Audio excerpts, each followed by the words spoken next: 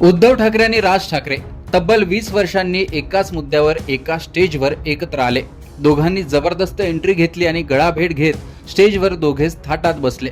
Junior Thackeray सुद्धा स्टेजवर स्टाईलमध्ये भेटले.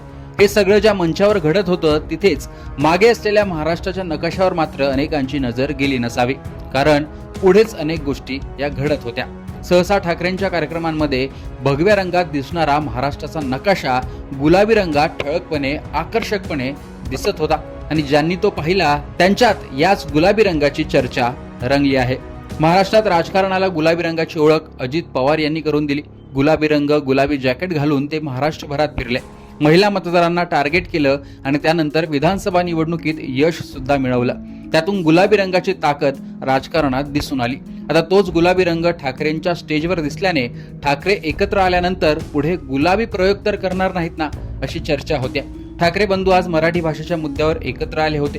त्यावेळी पक्ष किंवा कोणत्याही झेंड्याखाली ते एकत्र आले नव्हते. त्यामुळे रंगाची चर्चा या ठिकाणी तशी होणार नव्हती आणि झाली सुद्धा नाही.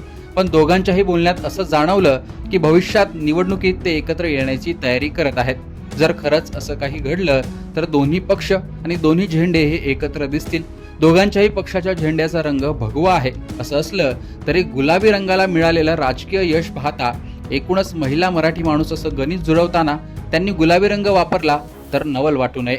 आणि जर खरंच असं असेल तर मंचावरूनच गुलाबी राजकारणाला सुरुवात तर झाली नाही ना, हे या रंगावरून चर्चेत आलं आहे.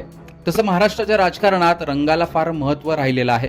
भाजप आणि शिवसेना हे नेहमीच भगव्या रंगाचा आग्रह धरतात. त्यांचे झेंडेही भगवे आहेत. तर दुसरीकडे राष्ट्रवादी काँग्रेस आणि काँग्रेस हे तिरंग्यातील रंग आपल्या झेंड्यांमध्ये वापरतात. मनसे सुद्धा आधी भगवा, निळा, हिरवा आणि सफेद असे रंग वापरत होतं, पण नंतर ते पुन्हा भगव्याकडे वळले. आंबेडकरी पक्ष निळा रंग वापरतात, तर वंचित बहुजन आघाडीकडून भगवा, हिरवा, निळा, पिवळा असे रंग झेंड्यासाठी वापरला जातो. या पलीकडे जाऊन अजितदादांच्या माध्यमातून गुलाबी रंगाने 2024 मध्ये महाराष्ट्रात एंट्री घेतली आणि त्यानंतर दाखवलेली कमाल अनेकांच्या लक्षात सुद्धा आहे.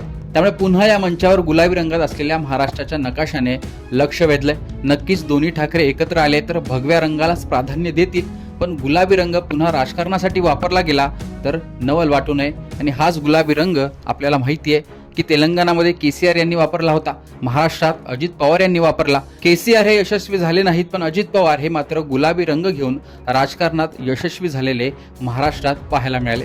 त्यामुळे आता पुढे जाऊन याच गुलाबी रंगाचा वापर कोणी राजकारणी किंवा हेच ठाकरे बंधू करतात का आणि कुठेतरी याच रंगाचा वापर करून राजकारणात कमबॅक करतात का, ते पाहणं महत्त्वाचं असणार आहे.